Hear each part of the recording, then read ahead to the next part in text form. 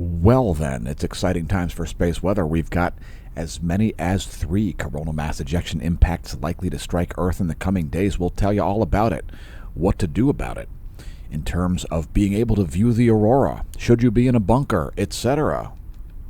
We'll talk about the new sunspot that rose in the eastern limb, the likelihood of additional solar flares and additional coronal mass ejections here at the Smash News Network, the busted name in news. That's a 24-hour video from SDO featuring ionized iron, 171 angstroms. That is the most likely sunspot to produce a large solar flare at the moment. Just to its south, another large sunspot group just rose this morning, and we'll show you high-res imagery of that before we get to our meteorology segment. And of course, we do view the whole entire sun. We view the sun from a holistic perspective. We're not just interested in, for example, the X-ray outputs. We're not just interested in the internal workings. We're interested in the whole scenario. And of course, I come at heliophysics from a perspective of cosmology. That's the main thing I'm looking to advance with the heliophysics. We expect human technology will advance with the heliophysics as well. Let's show some more imagery here. That's 193 plus 304 angstroms from the Solar Dynamics Observatory. So looking at the northern hemisphere, you can see a huge plasma filament there, multiple active regions. There is a crown prominence up at the northern hemisphere. Let's take a quick look once again at this quite gargantuan series of sunspots there in the northeast.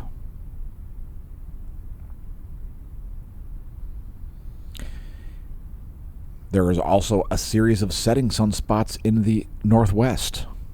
So that raises the likelihood of X flares over there. We are seeing some major plasma reorientation happening over there. That is something also associated with not only coronal mass ejections, but indeed solar flares, we think. There is the equatorial zoom. And let's don't forget to show the southern hemisphere. There is a what some might call a little prominence down there. It's not so little, as if you look closely, you can see that it is about 3 or 4 Earths in diameter, 3 or 4 Earths in length. In terms of its length is like 3 or 4 Earth diameters. That's how you say it in the English language. And let's take a look at some sunspot stuff. Here is your SDO intensitygram.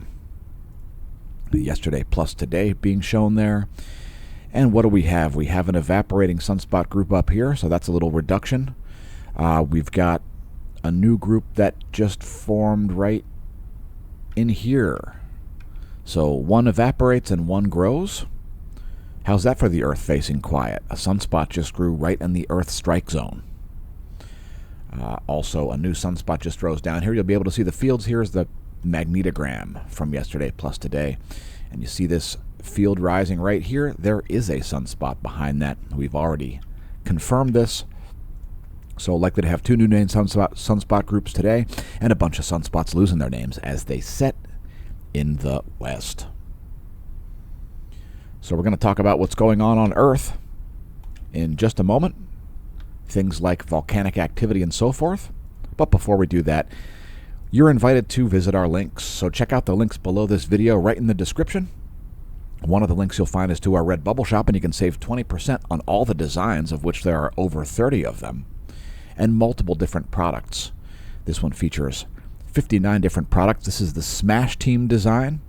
And this is similar to the design that you would get as complimentary merch if you joined the Smash Team for an annual 1-year paid-up subscription. So that is the best value. That's almost like getting 4 months of a gold Smash Team membership for free. When you join at the gold level, we offer to send you complimentary merch. You just have to pick out if you want a shirt or a hat, and what type and color and so forth, what size and all of that stuff. And then we send it out to those who respond to our emails, and I'm actually wearing it now. So this design is a little bit different than the one that we're showing here on the Redbubble shop. as this one is only for the annual 1-year paid-up members. But you can purchase this one if you like. So help support our channel that way by advertising the Smash Team site.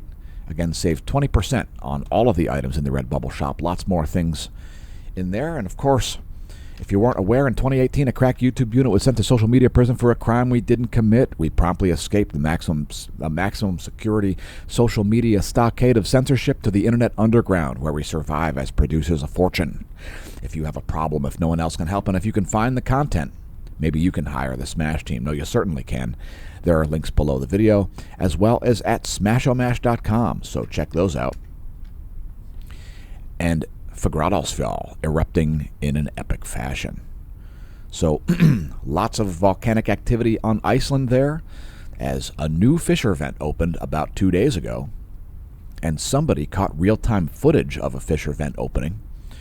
Perhaps the first time in known history that somebody actually captured the opening of a lava fissure. And of course, you can find maps and so on the Volcano Discovery page, volcanodiscovery.com. And here's a guy called Nahel Belgers, who has never seen anything like this before. We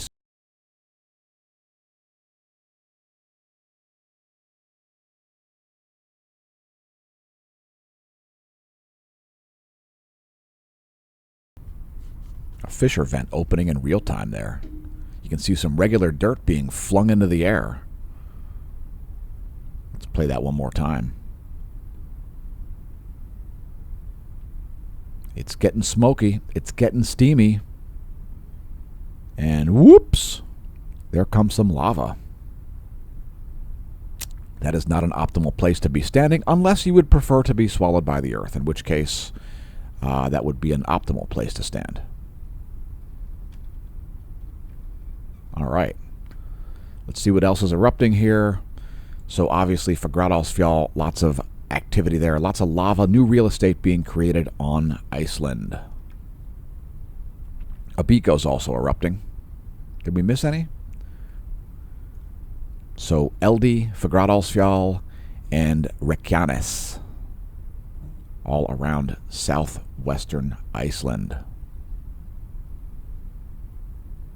Also, we've got Abiko producing a 10,000-foot ash plume, 7,000-foot ash plume from Sakurajima, Mount Mayan, 9,000-foot ash plume. Relatively intense eruptions there at Merapi, such as avalanches, lava avalanches. That sounds like a place not to be. Also, Shishaldin in the Aleutian Islands, showing elevated temperatures there, so perhaps an eruption fixing to happen there. The volcano alert level raised to orange from yellow yesterday. Popocatépetl exploding in central Mexico. That's a 20,000-foot ash plume over central Mexico. Flight level 200. No recent volcanic observations over Fuego in Guatemala. Nevado del Ruiz in Colombia exploding. Flight level 210. Flight level 190 at Sangay as it explodes. Revenador exploding. Flight level 150. Sabancaya exploding. Flight level 230. It's a 23,000-foot ash plume over Peru. Please remember to refrain from pole vaulting the caldera. If you're going on a volcanic vacation, leave your vault pole at home. Here's seismicity for the past 90 days, and it's been fairly calm in the past 24 hours. We are seeing a bit of a 7 magnitude earthquake drought. We are a little bit overdue for a 7 magnitude earthquake. Let's see what's been erupting. We will cite quakes of a 5 magnitude or higher for the past 24 hours, and looks like yesterday up until midday was pretty calm. Moving up. The first 5 or larger magnitude quake we see is a 5.3 at the East Pacific Rise. That was at 3:30 this morning on July 13th. About an hour and 13 minutes later, there was a 5.0 at Japan. That was at 4:43 Universal Time this morning. And besides that, seismically calm conditions over the past 24 hours. Speaking of 24 hours, there are the past 24 hours of SDO data there. Back to 171 angstroms, the house favorite wavelength, which we kicked off this video with. So again, we've got multiple regions that could produce large solar flares, and we've got multiple CME impacts likely to affect the Earth geospace. So, good times for space weather. And we're going to get to things like coronal holes and sunspots here in a moment. First, let's talk about some more space stats. The 10.7 centimeter radio flux now down to 193. So we did have a bunch of large sunspot groups set in the west. The sunspot number and the radio flux dipped a little bit here. Keep in mind we did just reach the latest peak. So that right there, that was the highest daily sunspot number that we've had so far in solar cycle 25. That is 227 sunspots. So if anybody's been telling you that the sun is shutting down and it's a grand solar minimum and all that stuff, really? You need 2 consecutive sunspot cycles with weak solar activity. You don't have that. You've got at least 22 years to wait to see a grand solar minimum, because this is not a weak solar cycle. You see the graph? There it is. I mean, what more can I say? So here's NASA's forecast for CME impacts, and they're not forecasting any CME impacts for Earth, which is weird because they've got people in space. But in any case, hopefully NASA's decided to start watching our forecasts instead. I don't know what to tell you besides that. That's from the Integrated Space Weather Analysis Center. That's NASA's Enlil spiral. And here's NOAA's Enlil spiral, which looks a little bit more reasonable, as we are expecting 3 CME impacts possible. NOAA is expecting the first one to not hit, I guess, because we're expecting that one to show up tonight. So we may see the aurora here at mid-latitudes in Lehigh Valley, Pennsylvania tonight, into tomorrow, and also Friday night into Saturday morning. So, I mean, hey, I call them like I see them, folks. We do good faith science on the channel, and anyway, that's NOAA's forecast. A little bit different than ours. Again, we are expecting an impact possibly even like midday today. So if we do see an impact midday, we could see the U.S. power grid affected and so forth. So not expecting to see any major grid down conditions as a result of it, as it's just a sort of a glancing blow. But let's see what else NOAA has to say here on the Space Weather Enthusiast dashboard page.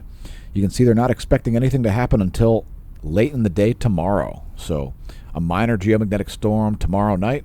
We're expecting the possibility of a G2 level geomagnetic storm tonight. Now, when that stuff does arrive, there will be various ways to realize that it's arriving. One of the ways is by signing up for email alerts at the Smash Team site. We do send out emails about videos just like this one, as well as most of our major releases, live streams, etc. So if you're not getting notifications, or if you want to get notifications about things like tsunamis and space weather events, smashomash.com/smashteam. Seems very easy to sign up for email alerts, but people just generally don't do it because they don't like effective solutions to their problems, I guess. So, I don't know. Anyway, the possibility of aurora tonight and tomorrow night are certainly there. So, yeah. That's a way to find out about it. And let's take a look at Earth's magnetic moment from space for the past 4 hours. Here's another way to see the CME impact sort of modeled by the Space Weather Modeling Framework. At the moment, it's geomagnetically calm conditions. That depicts the last 4 hours of Earth's magnetic moment from space to about 12 Earth diameters. It's our geospace magnetosphere movie, magnetohydrodynamic pressure. When the CMEs arrive, another place to view the likelihood of seeing the aurora is the Geospace Ground Magnetic Perturbations map. We show that daily on the channel as well. That's another 4 hours of what's going on at Earth's magnetic moment from the ground level.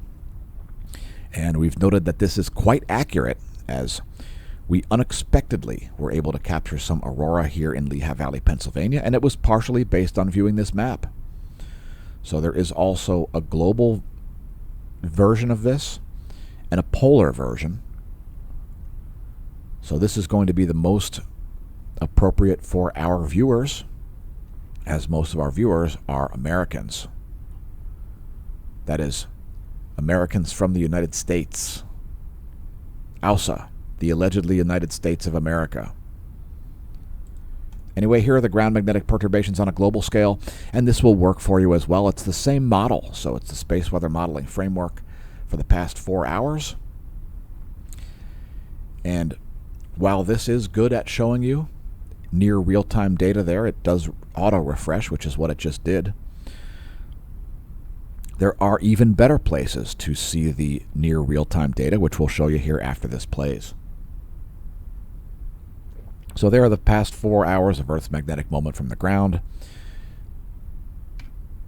And here is the Boulder magnetometer. So these are just Cartesian coordinates here, which is the D component and the H component. One is the eastward component of the magnetic field. One is the northward component of the magnetic field. The units depicted here are 25 nanotesla per box, or per division.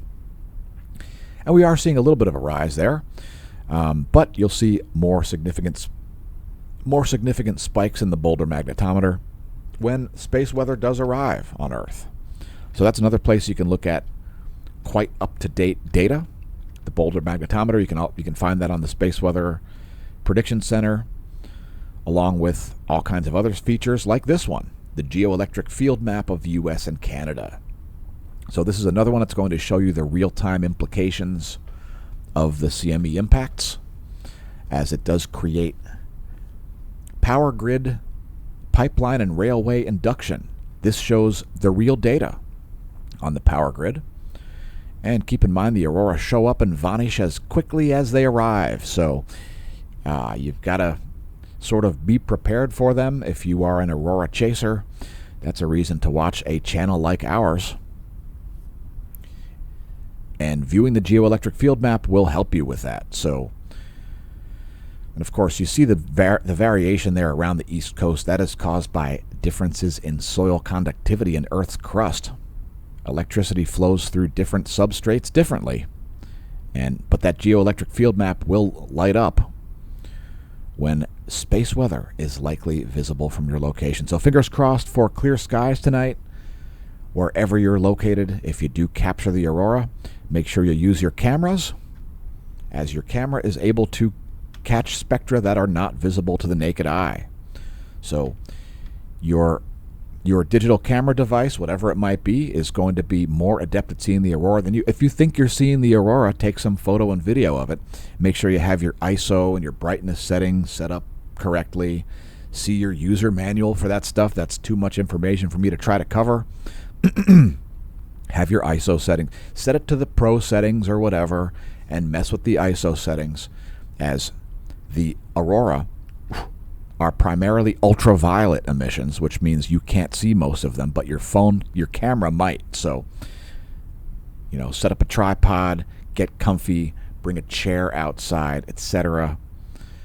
Maybe bring some stogies to keep those mosquitoes away, right? So here's the planetary K index for the past 3 days. It is, again, geomagnetically calm conditions at a KP1, and we are expecting later in the day as high as a KP 6.33.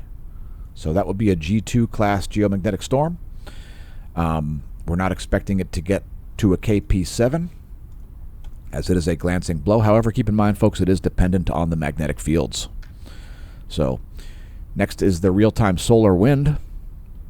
And the current conditions are pretty unremarkable here. Only 310 kilometers a second.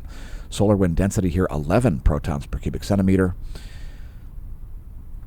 And when I say it depends on the magnetic fields, we're talking about this line up here. So if you see a strong BT, which is the white line, and a strong negative BZ signal, which is the red line, that is the formula for a major geomagnetic storm. If we do have strong fields, my prediction will be correct. If we have a strong positive BZ component, we'll have less of a jump in the KP index. A weaker geomagnetic storm will ensue as a result of that. So here are our GOES magnetometers. These are measuring the magnetic fields around Earth at about 23,500 miles of altitude. They're way up there. And they are smooth. You can expect those to look a lot less smooth when the CMEs begin striking Earth's magnetosphere. Next, the top view ecliptic plane field plot. And we are seeing some South Pole magnetism here making its way up to the North Heliographic Polar region. So we just watched the North coronal holes leaving the North Pole just a few days ago. See our previous videos for that. This imagery even made it onto our thumbnails, as this is one of the most important pieces of predictive data that we could possibly have. And a little bit of North Pole current sheet popping through there right in the last couple of frames. If you go back, let's see, let's go back to the previous. There you can see a small little North Pole current sheet popping out there, depicted in green. South Pole current sheet in red is where Earth remains at the moment.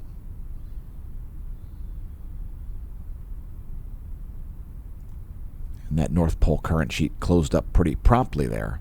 It looks like the South Pole current sheet will continue. Here is our line of sight field plot.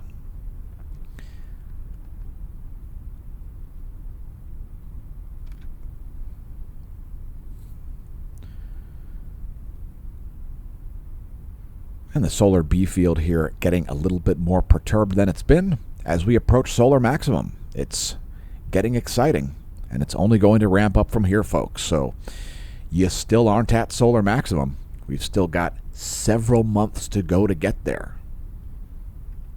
It's exciting stuff, and let's look at coronal holes. So here's our coronal hole line of sight plot. We've got mostly South Pole oriented coronal holes here. There is one North Pole oriented coronal hole trying to make its way in right up here. And let's bring up the latest image. It looks like there's a little bit of a magnetic tug-of-war happening there in the northeast.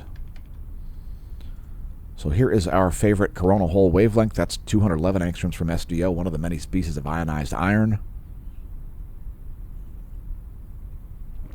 And one thing I can say for sure is that this is a South Pole coronal hole. These are South Pole. Right in here, there's one that might be a North Pole. And these are all also South Pole.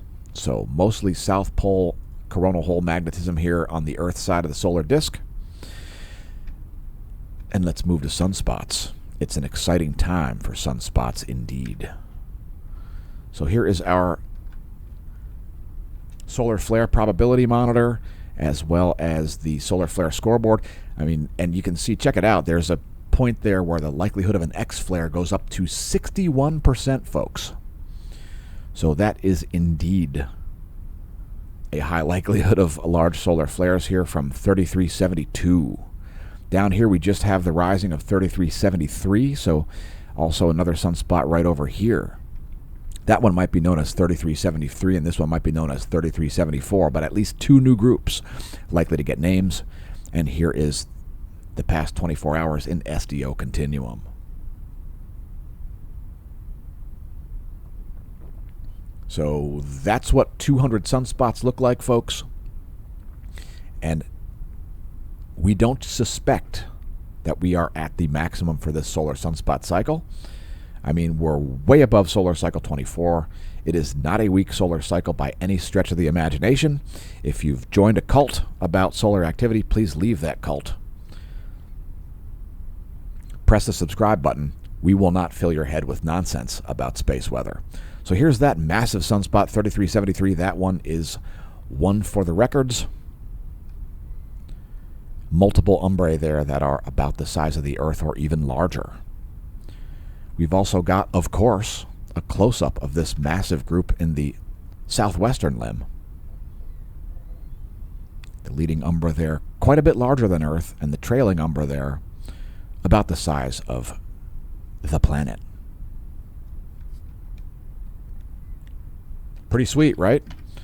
So, by the way, we've got some more fantastic imagery for you here. Check this out. This is the past 24 hours in SDO 131 angstroms plus SDO magnetogram.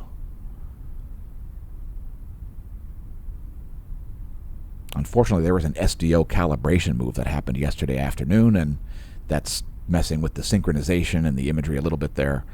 Here's the same imagery of 131 angstroms plus SDO magnetogram for that most likely group to produce a major solar flare. And that's what we'll talk about next. But first, let's talk about the channel. Now, we cover all kinds of things on the channel in addition to just daily space weather, of course.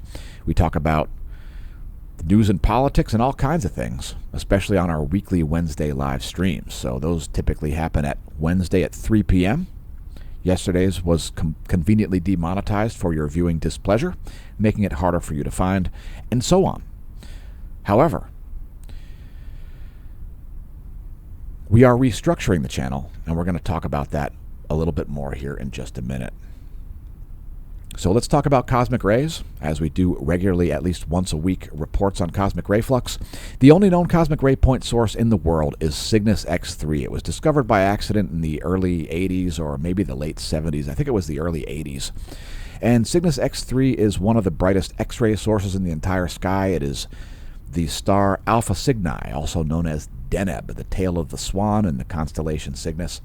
And this high-mass X-ray binary is quite an odd object. There's a whole forum thread about it on our forum at smashomash.com/forum. If you haven't seen that, check it out. And I just wanted to report on this because this cosmic ray point source is in an ultra-quiescent X-ray state. So these are not the cosmic rays. These are the X-rays that emit from this object. And if you look right there, it's at the 0 line, which is way down here. So that's the historic output of X-rays, hard X-rays, from Cygnus X3, the massive X-ray binary, in the Cygnus arm of the Milky Way galaxy. And you can see how low that is for X-ray output. Cygnus X3 has gone into an ultra-quiescent state here, about as low as it ever gets, right there on the 0 line, just barely above the 0 line there. So that is sort of below its historic average. It's showing the last 30 days in the lower left, and the last 18 years in the upper right. So that's Cygnus X3, the high-mass X-ray binary, the brightest intrinsic object visible from Earth, and the only known cosmic ray point source. Now, these are the actual particle impacts, so don't get this confused, folks. These are not necessarily from Deneb, but it is a known cosmic ray point source. It's very hard to determine where cosmic rays come from because of magnetic fields. These particles are small, and there are a lot of magnetic fields in space. So anyway, this is the cosmic ray outlook here. So we were showing you hard X-rays. Now we're showing you particle impacts. So these come from typically outside of the solar system. Here is the data from the Opacity Neutron Monitor, which is actually interestingly showing an uptick in cosmic ray flux. So yet another indication that we are not yet at solar maximum, because the solar sunspot cycles are inversely proportional to cosmic ray flux. In other words, when we have high cosmic ray flux, we have a low sunspot number, and we have a low sunspot number, we have high cosmic ray flux. And by the way, the highest it's ever been was around 2009, the solar minimum between the transition of solar cycle 23 to solar cycle 24. If there was a grand minimum, that was it. It's over, folks. It's over. There's Barentsburg Neutron Monitor, and for the past 30 days there is a downtick there, but almost flat there, just a slight downtick at Barentsburg. Let's go way down south to the land of Athens, and Athens demonstrating a small uptick in cosmic ray flux. So there is another indication, folks, that we aren't at solar maximum. Those are just the facts. That's going to drop down even further than it is. That's the Athens Neutron Monitor. Let's go even farther south to Mexico. There's the Mexico City Cosmic Ray Observatory. That one is flat over the past 30 days. Expect a downtick coming there as well, possibly in just a couple days. In fact, we're expecting one in a couple days. There could be a 4-bush minimum when we have these CME impacts. Next, let's go way back up north to Oulu, Finland, which is showing an uptick there, similar to Opacity in Athens. Look at that, an uptick in cosmic ray flux over the past 30 days, despite the massive uptick in solar activity. I would also note from the historic graph right here, you can see the current cosmic ray flux is now lower than it has been since 2005. Yeah, 2005 is the last time cosmic ray flux was as low as it is today. I know back in 2018, 2019, some idiots who, quote, cover space weather, were telling people that cosmic ray flux is at the all-time high that it's ever been. Well, that's just simply not true. The highest it's ever been was around 2010, 2009. Right in here, that's the solar minimum between solar cycle 23 and solar cycle 24. We're now below solar cycle 24's solar maximum cosmic ray flux minimum. So you can expect to see it drop down and down and down. Cosmic ray flux. These are facts about it. Don't listen to frauds about it. They will poison your brain with nonsense. Something that we at the Smash News Network, least busted name in news, will not do. We come at this stuff from a good faith perspective. We are interested in how things really work, not how to convince people of propaganda to buy bunker supplies. So here are the Antarctican monitors. There is DOMB Antarctica. A slight downtick over the past 30 days there at DOMB. Nope, it's flat. I'm going to say that's flat over the past 30 days. DOMC here showing a slight downtick over the past 30 days. That's your cosmic ray flux report. It's kind of important because, again, it is inversely proportional to the solar cycle itself. If you haven't visited our links, one of the links is to our Hemp Lucid shop. So this video does include a paid promotion. It is the Hemp Lucid shop, as well as Amazon and others like our Redbubble shop. So visit our links if you want to support the channel and perhaps support your own health with some organic full-spectrum water-soluble CBD and orange flavor. It tastes great. It's less filling. The water-soluble will create a faster onset for any effects felt from the full-spectrum CBDs. They will also last a little bit less long because it's water-soluble. Now, if you get the MCT suspension instead, the oil-soluble CBD, just consume some fat with it, and that will help it to absorb more completely. The organic full-spectrum water-soluble CBDs are the top seller on the Hemp Lucid shop. So again, check out the link below the video. You can also find the link on our homepage at smashomash.com. And again, we have restructured some things over here. So the next is the Amazon shop. So if you're interested in what kind of supplements a pro cyclist takes, hit up the Amazon shop. We put a list of, it's a partial list. It doesn't include everything, as we don't include all of our trade secrets, right? But that is a lot of the stuff that I can endorse that I personally take. So check out the Amazon shop if you haven't. Lots of different items available for purchase there. Help out the channel that way. Do your Amazon shopping through our store. Also, if you haven't seen the link to Spotify, there's now a link to Spotify on the homepage at smashomash.com. So check that out. The record label is Golden Cap Productions, which I started back in the year 2000. That was when I sort of got my start in things like graphic design and music production. It is a 100% independent label. I own all of the publishing. There is nobody else with their hand out when it comes to our original tracks. So check those out. You can find links on the homepage to that. We're also on YouTube Music under Golden Cap Productions, Amazon Music, iTunes, etc. And of course, make sure you press like, subscribe, share, etc. If you're new to the channel, congratulations on realizing it exists. We changed our featured video to show talk about how most aurora isn't visible to the naked eye. Some people might not be aware of this. Use your camera. Press like, subscribe, share, etc. Tell your friends and foes about us. Leave a comment. Visit our links, etc. We are also on Threads. So you can find links to our social media accounts over there on Threads. That's my AI friend, Slutty McCuntrag.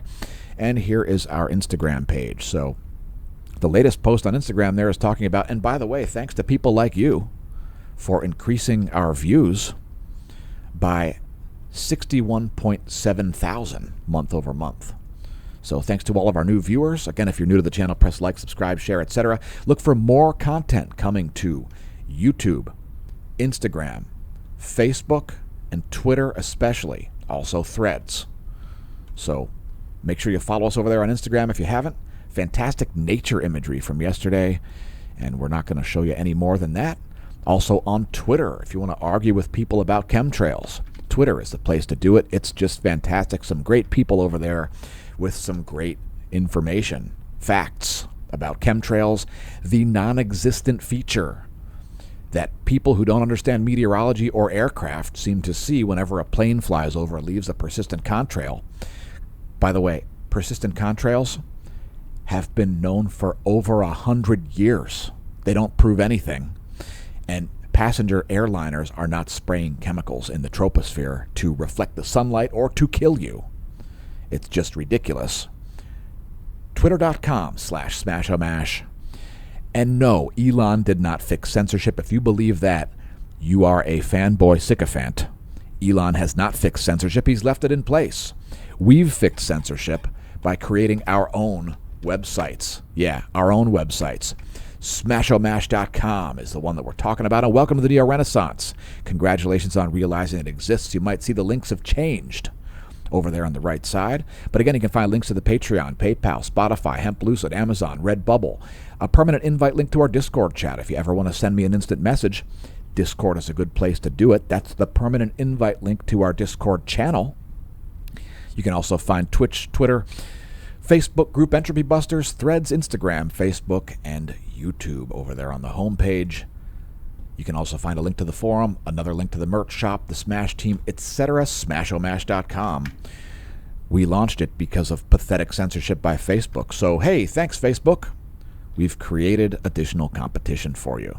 Let's talk about space once again, starting out with energetic particles and solar flares. So, no additional spikes in the proton flux here, despite a fairly active day yesterday.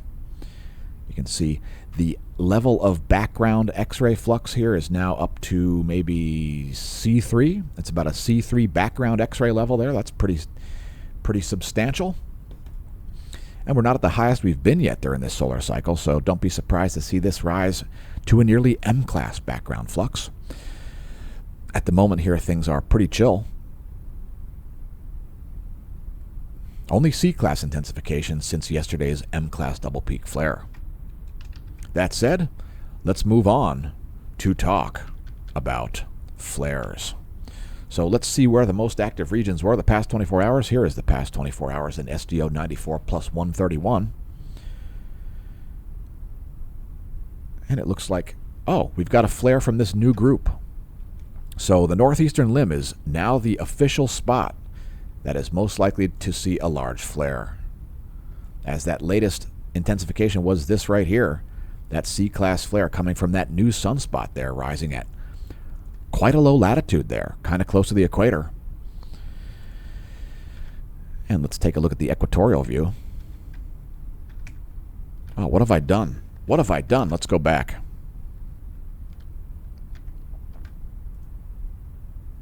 So there's the past 24 hours from the full disk view. Here's the past 24 hours in the equatorial zoom. And again, that latest C-class intensification came from quite close to the equator there, that new sunspot that's just rising. So expect to see fireworks continue on both limbs. We've got multiple active regions setting in the west and active regions rising in the east.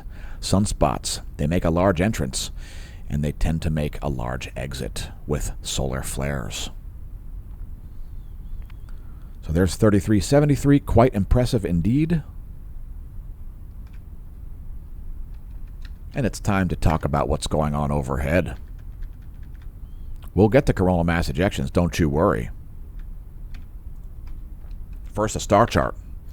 So here's what's going on overhead now at Lehigh Valley, Pennsylvania. You've got Mercury trailing the sun across the ecliptic, and you've got Jupiter high in the sky and Saturn in a setting mode. If you're viewing the dusk sky, you've got a great view of Mars and Venus there very close together on the ecliptic. And if you have low light pollution and a low horizon, you might even be able to see Mercury there just after sunset. So that's our star chart from skyandtelescope.org. Check out your own if you like. And I suspect there'll be a lot of people looking to the north if they've got clear skies tonight. Next, your solar system forecast. There is where things are today. Let's advance this 1 week. There's where things will be in a week. We'll have a crescent waxing moon by then. And people will be frightened because, why? Because the Earth, the moon, and Venus will be in a line with Mars And of course, things in a straight line in space are very scary, folks. So look at that. Oh, nose, it's a straight line. It's going to do a thing. It's not going to do a thing. The planets are not in control of solar activity, the Earth's activity, etc. It's just a ridiculous, silly claim backed up by zero evidence. And remember, folks, extraordinary claims require extraordinary evidence. If you ain't got them, we're not believing your claims. Next, looking at CMEs. Here are 100 frames from yesterday. And there was at least one significant CME, coronal mass ejection, mainly out of the western limb. It may have an earthly directed component, but I don't suspect so based on what I see so far. Here's the rest of my analysis. This is today's 29 frames of CME activity. Let's take a look at Soho Lasco C2 plus C3 here together. So there's that CME out of the west. Let's briefly pause these and do a quick look. Oh, that could be an earthly directed CME once again. So if so, that will be a fourth in a very short period of time. I don't think so. I think that ejecta is all off to the west. Let's also view stereo A before we show our custom videos. Feel free to pause this frame if you're not familiar with the locations of things like the Parker Solar Probe, Solar Orbiter, Bepi Colombo, stereo A depicted as a red circle, stereo B the blue circle. Here's stereo A on the left. And all right, we're back up to date with stereo A. So yesterday we had some outdated information. Here is, still some missing data there, but so there it goes. That's 2:38 this morning. I think there are multiple events happening at the same time here. So let's take a look at our custom CME videos. This will help when we zoom in. It will help us determine whether or not that is an additional fourth Earth-directed CME there. So right here, that's the one that we're looking at. Let's get a little closer here to see if we see any plasma activities at that time. And I'm suspecting it is on the far side. Let's get in one more step closer here.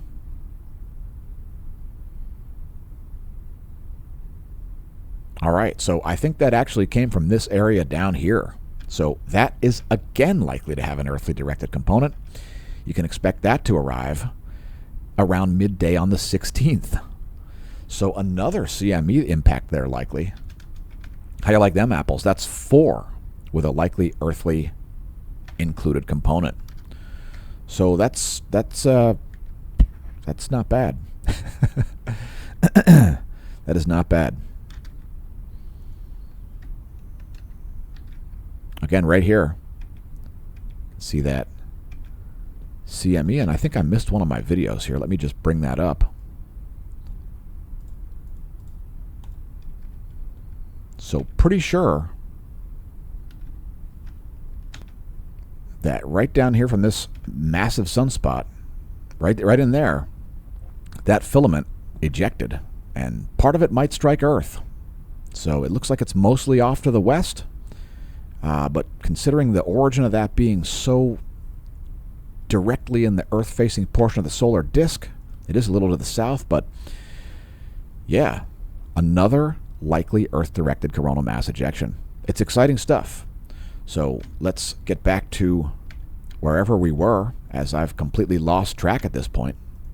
Oh, that's right, filaments. Yeah, filaments. And that is an unfortunately low amount of data. Let me see if I can find. We're going to switch to Lermonth, Australia here, as I believe this is going to have a little bit more data than the El Teide, Spain. So there's Lermonth, Australia. And so we do still have a massive filament down here, filament down here, filament over here, filament here, filament here, filament, filament, filament. Filaments all over the solar disk. Likelihood of coronal mass ejections remains nearly 100%. My favorite place to see one is actually up here, because there's a huge prominence up there, an unsustainably huge prominence. But hey, that's the current situation, folks. Likelihood of additional coronal mass ejections nearly 100%, and 4 of them are headed this way. The first one of which is likely to strike basically at any moment. So let's switch to the last couple of hours here. Again, we've seen some significant plasma instability happening in the northwestern limb in just the past couple of hours. Right up here, a lot of motions happening there. So high likelihood of large solar flares on both the east and western limbs. 4 CMEs about to strike Earth. It's a banner day for space weather. And this brings us to our bonus features segment. Let's blast through that before we talk meteorology. So first is satellite charging hazards. None exist at the moment. It is smooth sailing for satellites. No surface or internal charging hazards at the moment. The GOES electron flux here, kind of in a normal operating range. Nothing too exciting happening there. That's the past 3 days. Radiographic measurements from the geosynchronous near equatorial orbits of the GOES 16 and GOES 18. There is the 1-year graph to put the relative physical electrons in context. They are measured at the F layer of the ionosphere. There's the forecast model. And NOAA, like us, is depicting a dip in the electron content, the electron flux. So that is measured at the F layer of the ionosphere. Feel free to pause the video on this frame if you're not familiar with the penetration of electromagnetic radiation, etc. Distances are in kilometers. Here is that one slice of the atmosphere, the bridge between Earth and space, at about 300 kilometers, the F layer of the ionosphere. So we are expecting this to get quite high in low frequency anomalies. Expect to see a lot of red. A lot of red and yellow and olive colors on here starting tomorrow because, well, 4 CMEs are possible to strike Earth. Pretty sweet stuff when it comes to space weather. And if you think space weather is going to melt your silverware, take Physics 2. Please take Physics 2. Ceramic is not conductive to electricity, and your silverware is not going to melt as a result of space weather. This is the anomaly in megahertz from a 30-day median. And you wouldn't believe some of the nonsensical comments we get on our YouTube videos. And by the way, we've pulled our content from BitChute. So if you want to see our farewell video, go check out our BitChute channel. We basically raised a giant middle finger to the entire BitChute community and told them if you want to see the content, join us on YouTube, or you can perch and rotate. Anyway, we do have quite a bit of low-frequency anomalies here, but not really major ones. That is the latest image. There's 1230 Universal Time Ionogram and 1230 Universal Time Anomalygram. We also show the total electron content daily on the channel because you never know when a signal shows up in your archiving that you weren't aware of. So, yeah. Here comes the total electron content forecast. Feel free to pause the video on this frame if you're not familiar with distances in miles to things like the Van Allen belts and so forth. So we are seeing these continued high electron content anomalies, especially in the southern Indian Ocean, the southern ocean, Antarctica, south of Africa, and south of the Atlantic Ocean. So a lot of electrons there out of place. These are the most likely places to see GPS errors. And I'm not going to talk all about this data. You can read all about it in the history, data, details, and impacts if you like. This endeavors to create a forecast model in nearly real time, and I've seen it pan out pretty accurately in terms of my own GPS anomalies. So here, speaking of anomalies, this is the anomaly from the 10-day average.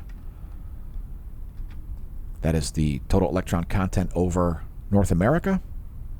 It depicts free electrons from about 12,500 miles down to your handset level. It's the inner portion of the outer Van Allen belt all the way down through the outer plasmasphere, inner Van Allen belt, inner plasmasphere, and the ionosphere. And that nearly concludes our space weather content. One more thing is the latest intensitygram and the latest colorized magnetogram. So there is the latest intensitygram. We press refresh so you see it happen. And here's that new sunspot. It is somewhat decent sized. Certainly has a big field. I think that group to its north has grown since just this morning. So very high likelihood of solar flares all around, both on the eastern portion of the solar disk and the western portion of the solar disk. 4 possible CME impacts coming. Again, it is a banner day for space weather. So tell your friends and foes about the channel. It's only going to get more awesome from here, folks. So this brings us to our meteorology segment.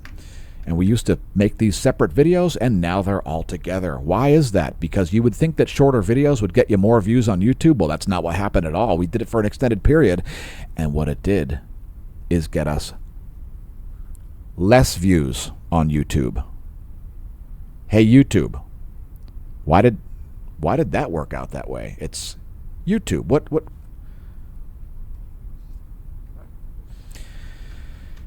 And we're starting out the meteorology segment by looking at pressure. So the world's lowest pressure is like a hurricane-force winter storm here in the Southern Ocean, here south of Australia and Tasmania. 938 hectopascals. That would be a hurricane if that was in a warm ocean environment. It's not. It's winter in the Southern Hemisphere, and that is not a good place to go sailing today. All the lowest pressure is in the Southern Ocean area.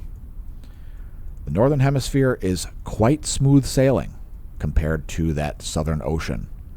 A bad place, in general, to be screwing around on a boat or ship. Anyway, that's mean sea level pressure, and the animation depicts surface winds. Since those go together, that's what we show. Here are the jet streams of this side of the planet. There you go. Still blowing backwards over the northern Indian Ocean. Here are the surface winds of this side of the planet. How about the central world's surface winds? Well, there you go.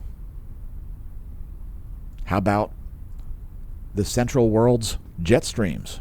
There you have those. How about the west? There's the extreme west.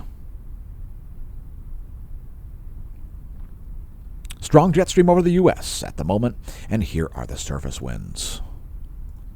So that's what's going on. Let's blast through the rest of our meteorology segment to get this onto your screens, as this was not a live streamed video. And thanks to everybody who tuned into the live premieres. Remember, folks, I'm not only Smash-O-Mash, but I am also a client. And no, this is not fake hair. And no, my hairline is not receding. Anyway, there's our soil moisture anomaly map. We'll also show drought intensity. So there's the drought intensity map. Some extreme droughts in some limited locations, especially the Pacific Northwest, parts of Wisconsin, Minnesota, and Iowa. Also Kansas and Missouri seeing some extreme drought conditions. Also some parts of Florida.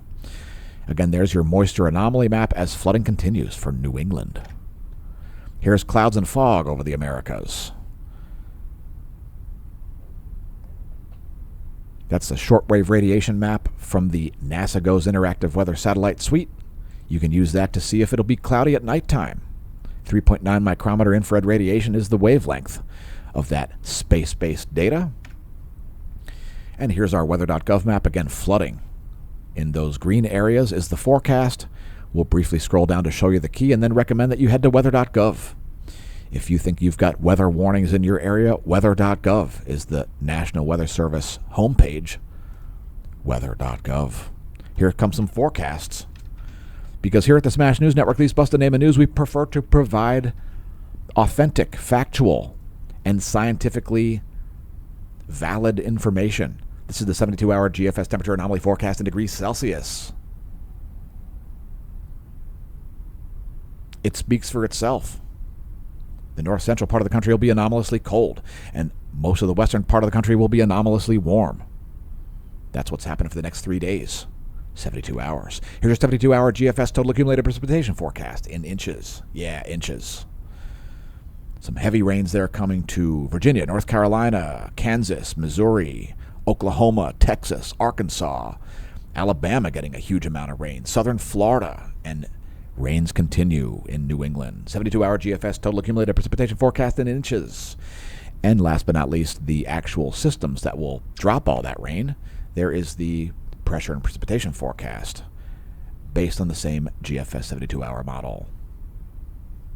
72-hour models are accurate enough that they tend to be accurate, and they allow me to actually use my expertise to sort of make a couple little tweaks on the forecasts. If you understand atmospheric physics, you can forecast your own weather. You've got a lot more data than you need.